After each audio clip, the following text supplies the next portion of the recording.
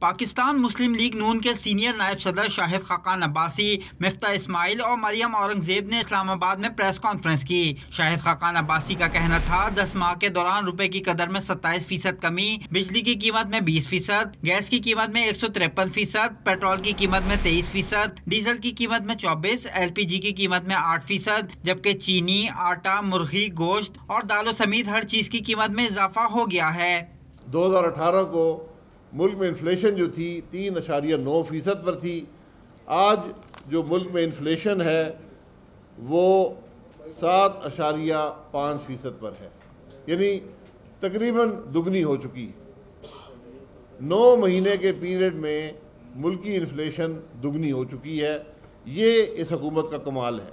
سابق وزیر اعظم نے کہا کہ معیشت جمود کا شکار ہو چکی ہے، نیشنل سیکیورٹی اور فارن پالیسی معیشت کی تابع ہو چکی ہے، ملک کی خود مختاری بھی داؤ پر لگ چکی ہے۔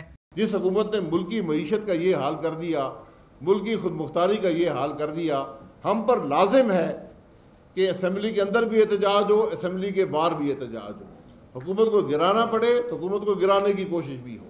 یہ ہماری حصول اقتدار کی جنگ نہیں ہے، پاکستان کے عوام کے مسائل کی جنگ۔ شاہد خاقان عباسی کا کہنا تھا کہ سلیکٹڈ حکومت کا تجربہ ناکام ہو چکا ہے، تالی ایک ہاتھ سے نہیں بچتی، اگر معیشت کمزور ہوگی تو آپ عسکری طور پر بھی کمزور ہوں گے۔